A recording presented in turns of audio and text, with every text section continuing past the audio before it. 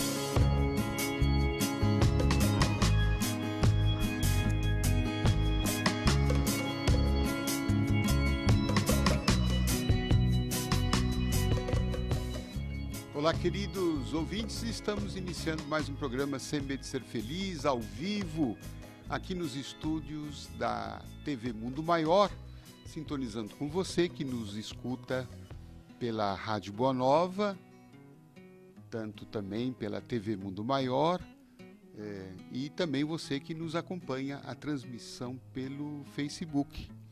Então, tanto o Facebook meu, pessoal, José Carlos de Luca, como o Facebook da Rádio Boa Nova. Então sejam todos muito bem-vindos, uma alegria imensa estar na sua presença. Olá, Cristina. Olá a todos que estão aqui ligadinhos ao programa Sem Medo de Ser Feliz, o pessoal da Reprise, toda terça-feira, às 21 horas, sejam muito bem-vindos, e o pessoal da Reprise também aos sábados, 23 horas, estamos juntos. Muito bem, gente. Hoje nós vamos trabalhar aqui alguns assuntos que foram tratados nesse maravilhoso livro da psicografia de Chico Xavier, há 2000 anos, pelo Espírito Emmanuel. Então, é um clássico da doutrina espírita, da mediunidade iluminada de Chico Xavier. Nesse livro aqui, talvez muitos já o conhecem, já o tenham lido, né?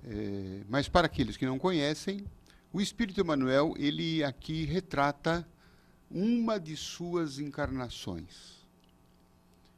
Na época de Jesus, ele foi um senador romano chamado Públio Lentulus. Públio Lentulus. E ali ele teve uma experiência assim muito rica em função, né, sobretudo, a meu ver, pela condição dele de ter conhecido, inclusive, e conversado com Jesus. Então, Emmanuel, ele traz, né, as suas reminiscências dessa encarnação, que para ele não foi muito proveitosa, não. Né? Ele, de alguma forma, acaba confessando isso no livro, que ele perdeu uma grande oportunidade nessa encarnação. Então, nós vamos tratar de algumas, né, de alguns aspectos aqui, de algumas cenas, de algumas falas, né, desse espírito, né, que retrata, então, a sua passagem naquela época. Fica aqui a recomendação da leitura dessa obra maravilhosa, que, evidentemente, nós não vamos poder esgotar. Né? É um livro com mais de 400 páginas, né? Quer dizer, tem muita história aqui, tem muito enredo, tem muita doutrina espírita, tem muito evangelho, muita coisa aqui boa, uma história magnífica. Mas eu vou fazer um recorte aqui, pequenininho, de uma fala do então senador Públio Lentulus, ao final já da sua existência, de muita dor, de muito sofrimento, de muita luta, de muito desencanto, de muitas lágrimas. No final da sua existência, né, lá como o senador Públio Lentulus,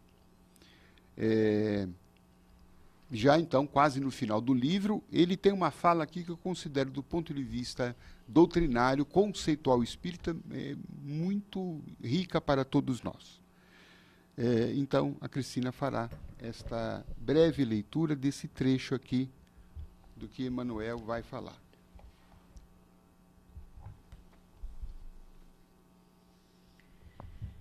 A expiação não seria necessária no mundo para buliramento da alma se compreendêssemos o bem, praticando por atos, palavras e pensamentos.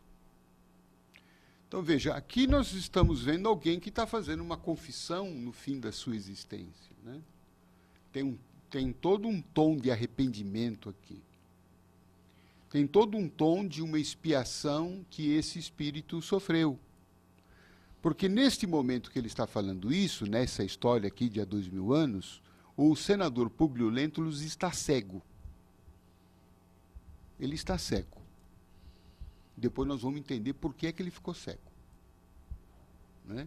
Mas vamos entender, pensar um pouquinho, nesse momento, nesta fala inicial dele, que a expiação não seria necessária no mundo. O que é expiação aqui? É a dor, o sofrimento. A dor e o sofrimento, que está visitando a todos nós. Tal qual há 2000 anos atrás, quando ele escreveu isso, tanto quanto hoje. Não é? Quem é que não está passando por alguma expiação, alguma dor, algum sofrimento? Mas ele, surpreendentemente, vem falar uma coisa, né, que nos toca. Essa expiação não seria necessária. Então, a dor não seria necessária. O sofrimento não seria necessário. Necessário para o quê? Aí ele dá o segundo ponto.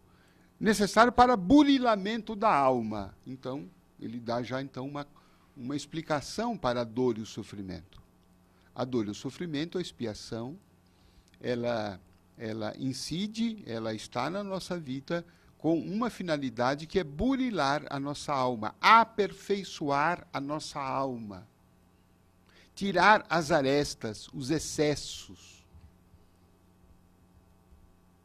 Então, esta é a finalidade da dor e do sofrimento, a explicação que a doutrina espírita dá para essa situação que todos nós estamos vivendo. Né? Então, é uma explicação consoladora. Primeiro, porque retira aquela ideia inicial de que dor e sofrimento é castigo divino. Não é castigo. Né? Deus Deus é amor, né? Então quem ama não castiga, mas quem ama educa, como um pai. Né? Aqui, pai e mãe, né? Eles têm essa função precípua, que é de educar, de corrigir os excessos do filho, de educá-lo, né, de dar a ele bons conselhos, de evitar, né, que ele ande por caminhos tortuosos. Então, o pai e a mãe estão sempre lá educando, corrigindo. Não, filho, isso você não pode fazer isso, não deixa fazer isso. Ah, esse pai é ruim. Não deixou o filho usar drogas. Ah, é um pai ruim. Não é? Não. Este pai está educando. Ele tem que dizer não, porque isso faz parte do processo educativo, na medida em que todos nós não podemos fazer tudo o que queremos. Embora gostaríamos de fazer tudo o que dá na nossa cabeça. Mas nem tudo nós devemos, porque nem tudo nos será, né? Porque tudo tem consequência. E é isso que a gente esquece, tudo tem consequência. Às vezes consequências boas, outras vezes não tão boas. Eu posso ter uma vontade louca de tomar 1 litro aqui de cachaça. Eu posso? Posso, mas isso tem consequência. Tem consequência. E um pai vai dizer para o filho, não faça isto, porque isso tem consequência negativa. Está educando o filho. Né? Está mostrando para ele. Não quer que o filho passe por situações difíceis. Ah, mas e quando a gente passa por situações difíceis? O pai nos deixou, respeitou o nosso livre-arbítrio, a nossa liberdade de escolha. A gente tem essa liberdade de escolha. A gente pode escutar todos os conselhos, né? Conselhos do Evangelho, conselhos espirituais, conselho dos professores, conselho dos médicos, mas a gente pode não seguir. Só que tudo tem consequência. E, às vezes, algumas consequências são negativas. E quando a gente está experimentando consequências negativas, portanto, a expiação, vamos nos lembrar, isso é resultado de escolhas que eu fiz. Desta vida e de existências passadas. Ah, e onde está então Deus que deixa a gente sofrer? Não. Deus está permitindo que a gente experimente o resultado das nossas escolhas, para que a gente tenha uma expansão da nossa consciência, no sentido de falar assim, puxa vida, eu tive aquela atitude e olha no que deu. Olha o que eu estou passando hoje. O resultado da dor, muitas vezes, é para que a gente tenha consciência. Porque se não tiver esta colheita, esse experimento das nossas escolhas, a gente nunca vai saber qual o melhor caminho a tomar. Concorda comigo? Você já pensou se a gente pudesse comer tudo o que vê na frente? E isso não implicasse numa consequência gastrointestinal? Por que depois vem a dor de estômago, vem, né, o desarranjo intestinal?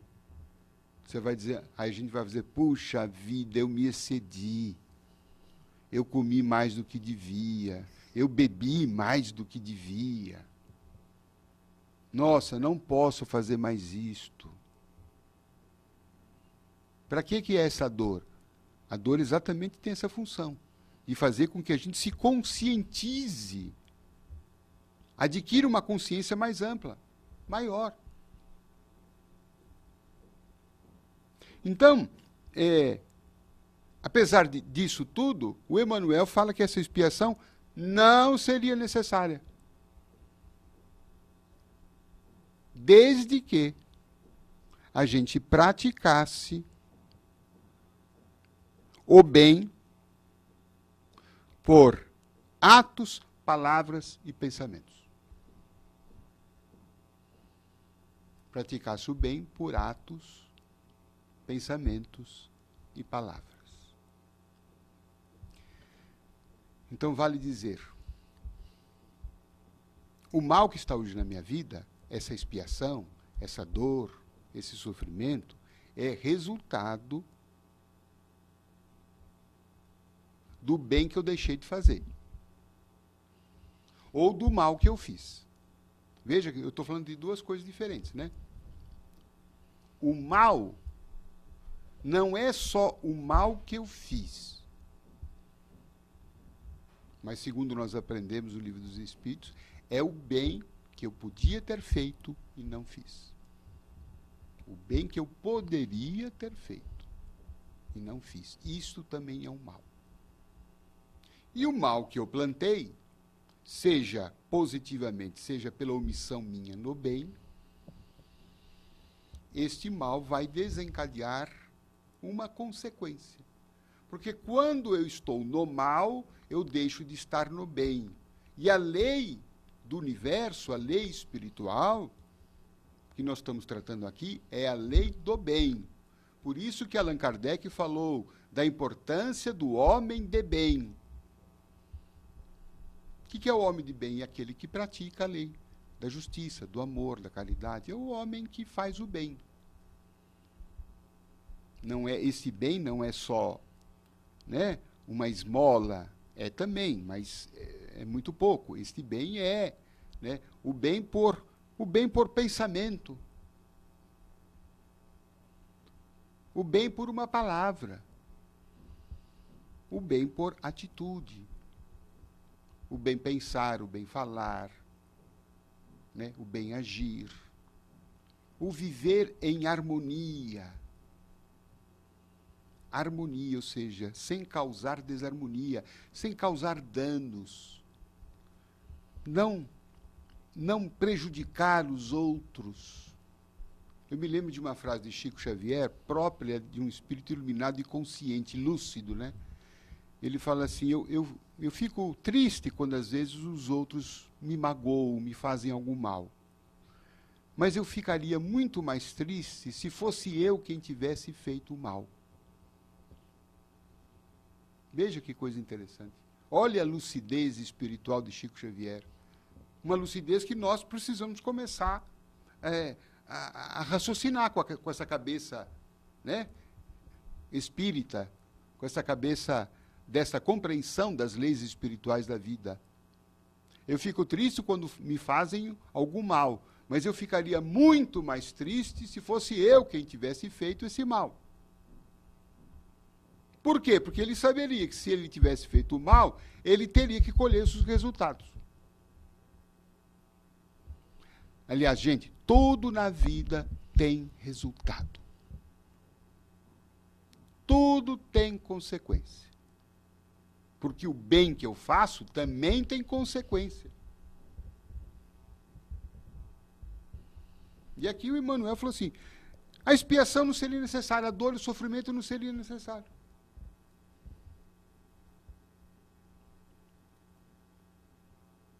Então, se tem muita dor na minha vida, se tem muito sofrimento, eu preciso pensar, em algum momento da minha história, da história da minha vida, e a história da minha vida compreende a atual existência como as existências pretéritas, eu não estava comprometido com o bem. Eu me comprometi com o mal.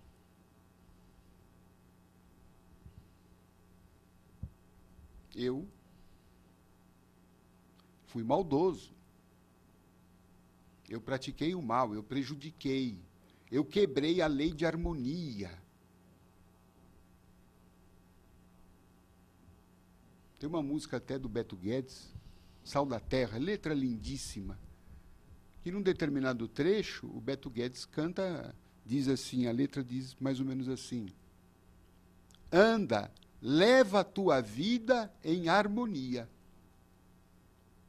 Leva a tua vida em harmonia. Será que a nossa vida, nós estamos levando a nossa vida com harmonia? E harmonia vem do quê? Vem do bem. Do bem, sabe? Do bem que eu quero para mim. E muitas vezes a gente, né, está fazendo mal até para si próprio.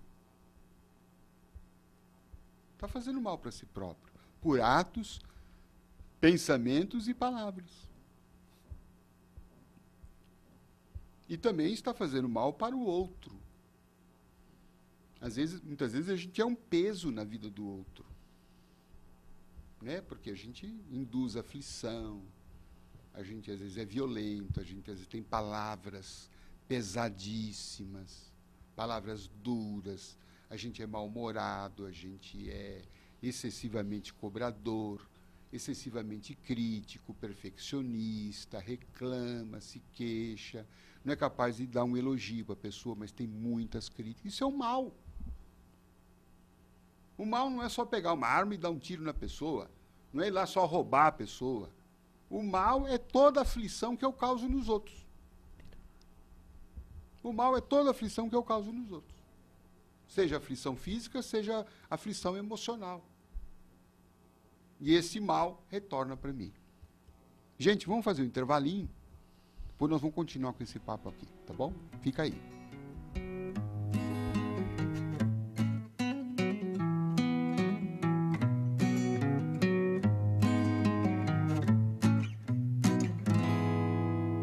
Você sabia que você pode curtir as nossas páginas da Rádio Boa Nova e da TV Mundo Maior lá no Facebook? Você pode conferir essa e outras atividades nossas, fazer perguntas através do Facebook e obter as suas respostas no programa Novamente, que vai toda sexta-feira às 16 horas ao ar, ao vivo. Acesse então facebook.com/Rede Boa Nova de Rádio e clique em curtir. Assista a gente ao vivo e onde você estiver.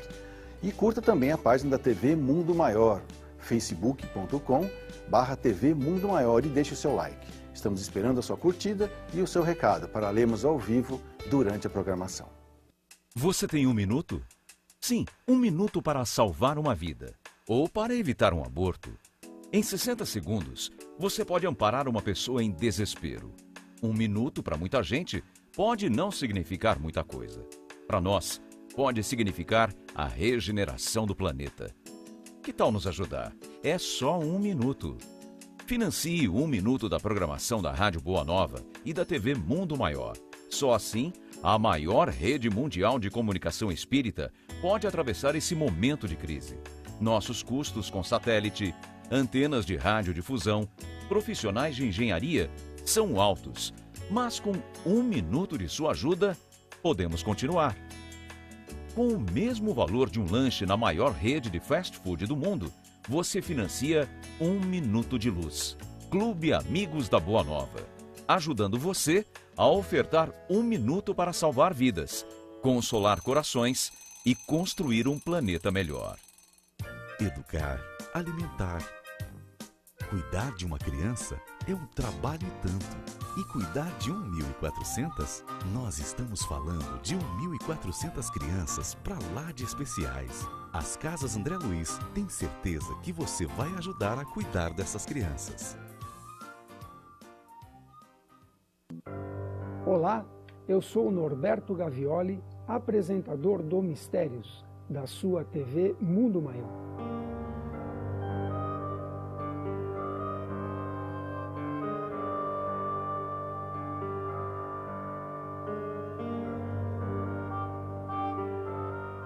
Você é acostumado a me ver debatendo com especialistas céticos? Nesta nova temporada, quem vai me desafiar é você, telespectador. No primeiro Mistérios dessa temporada, vamos falar de um caso extraordinário de reencarnação. Um garoto de 5 anos de idade relembra da sua vida passada como piloto de guerra. Acha absurdo? Não acredita em reencarnação? Mande sua pergunta. Eu vou provar para você que não existe mistério para o Espiritismo.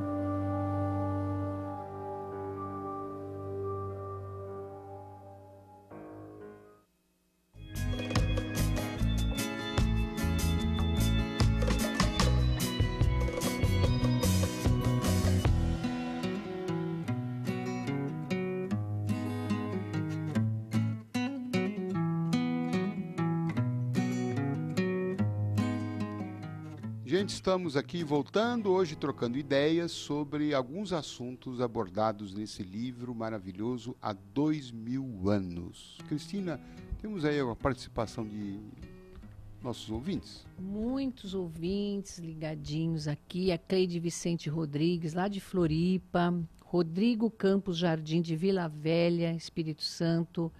A Ângela Octaviani, dizendo para você ir para Porto Alegre. O Jair Gonçalves da Silva, lá de Mogi, a Neuza Lemos também de Mogi, e o Jair disse que está te esperando para a palestra de domingo que você vai realizar lá. Muito bem. Então depois eu vou falar a agendinha da semana. E tem aqui um ouvinte, que é o Rodrigo Almeida Belotti. Ele está fazendo uma reclamação, De Luca, dizendo o seguinte: Legal. Nunca vi vocês fazerem a divulgação de livros em locais menos favorecidos. Gostaria de entender por que só fazem em shoppings. Ele deve estar dizendo do lançamento, não é, De Luca, Pode ser. dos seus livros. E aí ele emenda que os mais pobres não merecem. Jesus ia a todos sem distinção. É o Jair. Jair. Desculpa, é Rodrigo Almeida Belotti. Obrigado, Rodrigo, pela sua manifestação. Talvez você não tenha acompanhado a nossa trajetória, são 19 livros lançados até o momento, e nós já fizemos vários lançamentos, né, em outros locais que não eram shopping centers, né? Talvez você não tenha tido a oportunidade de ter conhecimento. Fizemos ali no Grupo Esperança, fizemos em espaços comunitários, né? E fazemos nos centros espíritas em que vamos, não é? Inclusive, você deve ter ouvido aí, temos 2 palestras. Convido você, né, a estar conosco. Terei todo o prazer de abraçá-lo e de ofertar a você carinhosamente um livro da nossa autoria, né, para que você conheça assim, de pertinho o nosso trabalho, né, e possa avaliar, né, as nossas atividades, né? E mesmo que sendo os lançamentos que de fato nós fizemos, vários lançamentos em shopping center, quem disse que em shopping center as pessoas menos favorecidas não podem entrar? Nunca foi cobrado 1 centavo por uma pessoa entrar no shopping. E também nunca foi cobrado 1 centavo para as pessoas entrarem dentro da livraria do lançamento. Nunca. O acesso é franco, gratuito. E você sabe, Rodrigo, tem muitos irmãos que vão, não é nem para comprar livro. E eu fico tão feliz com isso. Eles vão ali para trocar uma palavrinha comigo, para me darem um abraço, né? E então, eu respeito a sua opinião, mas gostaria que você ponderasse, tanto quanto eu pondero sobre as suas, né, manifestação, mas ponderasse sobre isto, né? Não há nenhuma vinculação financeira, nada cobro, né? Nunca cobrei para a pessoa ir num autógrafo meu, né? Aliás, se eu pudesse pagar, eu pagaria, né? Eu daria todo o dinheiro do mundo para que a pessoa pudesse estar lá, né? E então eu acho que agradeço a sua ponderação. Isso mesmo. Também abraços aqui para os nossos ouvintes lá de Atibaia, Maria José Oliveira, André Pezente de Petrópolis e a Cláudia Vieira de Souza de Pinhalzinho. Agora vamos à agenda, né, De Luca, da semana. Pessoal, anotem aí. Próxima quinta-feira, dia 7 de junho, próxima quinta-feira, às 20h30, De Luca estará lá na Associação Beneficente Espírita Bênção de Paz. O Bênção de Paz fica lá na rua Renato Rinaldi, 517, na Vila Carrão. Então, próxima quinta-feira, dia 7 de junho, De Luca lá no Bênção de Paz, na Renato Rinaldi, 517, na Vila Carrão. Vila Carrão é um bairro da zona leste de São Paulo. É uma travessinha da Avenida Conselheiro Carrão. É bem fácil a localização. E no próximo domingo, dia 10 de junho, Deluca estará lá em Mogi, por isso que o Jair Gonçalves da Silva escreveu para nós, que está aguardando o Deluca Mogi em da onde? Mogi das Cruzes, lá no Centro Espírita Antônio de Pádua. Será às 10 horas da manhã, hein, pessoal? Então, dia 10, próximo domingo, 10 de junho, às 10 horas da manhã, Deluca estará lá no Mogi das Cruzes, no Antônio de Pádua, que fica na rua Marechal Deodoro 83. Tá bom? Anotem aí direitinho. Perdeu alguma informação? Entra lá no site do Deluca, JC Deluca, tudo junto, o Luca com 2 Cs.com.br. E também quero divulgar aqui o canal do Deluca do YouTube para você acessar lá, curtir, que é muito importante que você curta o canal. Se inscreva, né? Se inscreva. Lá você vai encontrar palestras, orações, mensagens edificantes, muita coisa legal. Então, nós contamos aí com você. Bom, vamos prosseguir aqui com 2000 anos, Emmanuel. E aí, então, ele vem dizer o seguinte: se é verdade que nasci condenado ao suplício da cegueira. Então, agora aqui eu vou fazer um parênteses para tentar explicar por que ele ficou cego. Lá, nessa encarnação, como senador Públio Lentulus. O Públio Lentulus era um senador romano, mas que foi designado para algumas funções de Estado junto à Palestina na época em que Jesus estava entre nós, encarnado. Quando ele estava se dirigindo para Jerusalém, acompanhado da sua família, um jovem judeu chamado Saul lançou uma pedra contra a comitiva do senador, e essa pedra atingiu levemente o rosto da esposa do senador, conhecida aqui na história como Lívia, um espírito de grande evolução. E aí, então, o senador imediatamente mandou que os guardas ali procurassem o agressor e o prendessem, o que foi feito prontamente. E o jovem foi levado à presença do senador. O senador, então, em reprimenda, ordenou que o jovem recebesse vergastadas com chicote nas costas. E ali, então, foi publicamente, na presença de todos, houve a aplicação daquela pena, que só cessou a pedido de Lívia. Lívia falou: para, Públio, porque isso é um espetáculo já horrível, eu não quero isto, por favor, pare com essa execução. O que aconteceu? Mas os guardas perguntaram para o senador: e agora, o que é que o senhor quer que faça com o jovem? E o senador, inclementemente, exorbitando, vamos assim dizer, a medida da justiça, ele ordenou que aquele jovem fosse levado para as galeras. O que quer dizer uma prisão perpétua, uma escravidão perpétua. Nunca mais aquele jovem ia recuperar a sua liberdade e ia viver como um escravo, até a morte. Todos ficaram assim, um tanto surpresos, porque entenderam que se tratava de uma medida excessiva para aquele caso que talvez não merecesse, certamente não mereceria uma reprimenda tão severa. 3 dias depois, o pai do Saul, daquele jovem, pediu uma audiência com o senador, e ele foi pedir desculpas ao senador pelo ocorrido, e clamando que o senador pudesse rever a pena aplicada de deixar o filho nas galeras.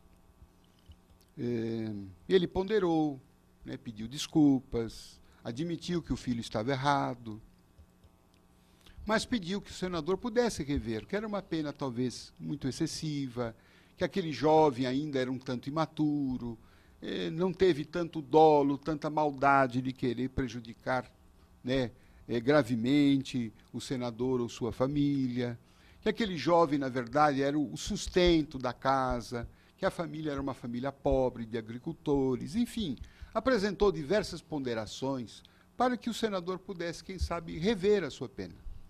Mas o senador, inclemente, e se sentiu ferido, se sentiu atacado, né, por aquele pedido, né, de uma pessoa simples, do povo, que estava... O senador sentiu que a autoridade dele estava sendo ameaçada. E ele, então, manteve a pena e mandou que o pai ali se retirasse. E, a partir daquele momento,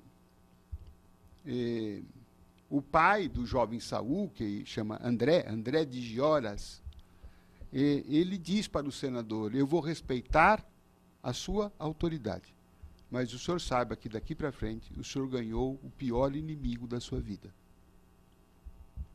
E esse ódio e essa vingança não ficaram apenas em palavras. Anos depois, algum tempo depois, o pai de Saul, André, ele trama e concretiza um rapto do filho do senador. Era um jovem, uma criança. Com a ajuda de uma empregada da casa, que era amiga de André, ele consegue raptar o filho do senador e foge. E o senador, por mais que ele tivesse autoridade, por mais que os guardas, a polícia de então, empreendesse diligências para descobrir, mas não conseguiram localizar o filho do senador. E por anos e anos e anos, a fio, o pequeno Marcos, que era o filho do senador, ficou desaparecido. Isso trouxe, então, um drama, né? Imagina a dor de um pai que tem um filho raptado e você não tem notícias do filho. O senador até, com o passar do tempo, reputou que o filho talvez estivesse morto. Mas, com o tempo passado, os judeus que se sentiam, né, subjugados pelo Império Romano, tramaram um levante. E neste levante, nesta pequena rebelião, o senador Públio Lentulus acabou sendo preso por esse grupo de rebeldes judeus que queriam vingança. E esse grupo era liderado nada mais, nada menos por André de Giórias, pai de Saul. E o senador, então, agora se vê frente a frente com aquele pai de há tantos anos atrás que pediu clemência para ele. E ainda com todo o ódio. Tanto é que ele disse: eu poderia matá-lo, senador, mas eu não vou matá-lo. Eu quero cegá-lo no seu orgulho. E qual é a pena que ele aplica ao senador? Queimar os seus olhos com uma brasa ardente. E quem é que vem executar essa pena? Exatamente o filho raptado do senador, que não tinha mais ideia de quem era o seu pai e que se tornou escravo de André. E que, sob as ordens de André, executa queimando os olhos do próprio pai, embora não soubesse que era seu pai. Mas o senador Públio Lentulus reconheceu ali o filho. E assim que a pena, né, da cegueira ali, a sanção, o ato doloroso, extremamente doloroso, é executado, os guardas romanos descobrem ali o levante, invadem e acabam matando os agressores do senador. O pai, André de Giórias, e o filho do senador que consumou aquele ato doloroso da cegueira do senador. Então vejamos como é que acabou essa história. Mas o que é interessante observar é que, nessa fala aqui do livro, está aí retomando o senador Públio Lentulus no fim da vida. Ele diz assim: se é verdade que nasci condenado ao suplício da cegueira, quer dizer, então a prova da cegueira já estava no roteiro dele. Nossa, mas por que, De Luca? Sabe por quê? Porque lá no começo do livro, o senador Públio Lentulus tem um sonho um sonho com uma vida dele anterior ainda. E nesse sonho ele descobriu as coisas que ele andou fazendo. E agora aqui, a Cristina vai ler para nós as confissões do senador.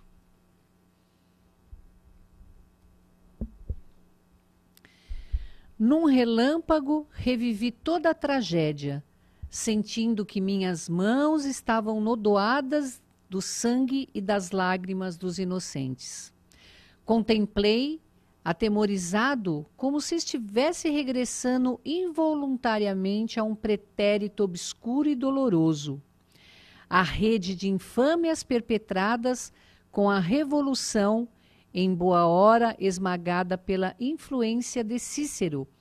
E o detalhe mais terrível é que eu havia assumido um dos papéis mais importantes e salientes da ignomínia.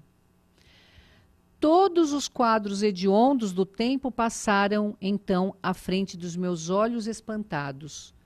Todavia, o que mais me humilhava nessas visões do passado culposo, como se minha personalidade atual se envergonhasse de semelhantes reminiscências, é que me prevalecia da autoridade e do poder para, aproveitando a situação, exercer as mais acerbas vinganças contra inimigos pessoais, contra quem expedia ordens de prisão sob as mais terríveis acusações. E ao meu coração desalmado não bastava o recolhimento dos inimigos aos calabouços infectos, com a consequente separação dos afetos mais caros e mais doces da família. Ordenei a execução de muitos na escuridão da noite, acrescendo a circunstância de que a muitos adversários políticos mandei arrancar os olhos na minha presença, contemplando-lhes os tormentos com a frieza brutal das vinditas cruéis. Ai de mim, que espalhava a desolação e a desventura em tantas almas, porque um dia se lembraram de eliminar o verdugo cruel. Então a gente entende aquela afirmação de Emanuel, aqui do senador Públio Lentulus, de que ele o quê? De que ele nasceu condenado ao suplício da cegueira. Nessa encarnação do senador Públio Lentulus, estava no roteiro dele ficar cego. Por quê? Porque em muitas encarnações passadas, o que ele fez com os inimigos políticos dele? Ele prendia, jogava no calabouço, separava da família e arrancava os olhos de todos eles. Bonzinho, né? Meu Deus. Muito bonzinho. Então, nessa encarnação, como o senador Públio Lentulus, a cegueira estava na pauta das suas necessidades. Não como castigo, evidentemente, mas para que ele pudesse sentir as dores que ele causou no outro, para que a sua consciência se expandisse. Mas o legal de tudo isso é que Emmanuel então fala, e aqui é fantástico, quando ele diz assim: então, se é verdade que eu nasci condenado ao suplício da cegueira, talvez tivesse evitado a consumação desta prova. Se abandonasse o meu orgulho para ser um homem humilde e bom. Então, aquela prova da cegueira poderia ter sido evitada se o senador Públio Lentulus, por exemplo, naquele momento em que o pai de André, pai de Saul, lhe pedia clemência, se ele tivesse sido clemente, se ele perdoasse, se ele fosse bom, se ele corrigisse o seu erro, ele teria evitado essa prova da cegueira. E aí então a gente pode entender aquela máxima doutrina: fora da caridade não há salvação. Bom, gente, teria muito mais coisa para falar, mas temos que encerrar aqui o nosso programa. Muito obrigado. Fica aqui a lembrança, a dica: leia Há 2000 anos, publicação da Federação Espírita Brasileira, livro maravilhoso, inesquecível. Nunca mais a gente vai conseguir ser o mesmo depois de ler esse livro. Cristina. Grande abraço.